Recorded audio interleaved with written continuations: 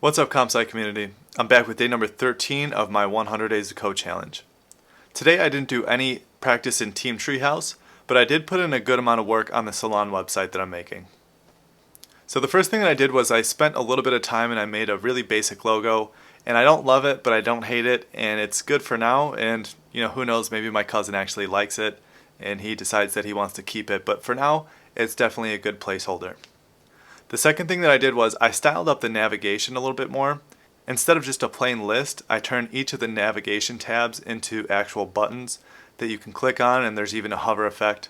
And I also linked the navigation into the various sections within the website that the links will take you to.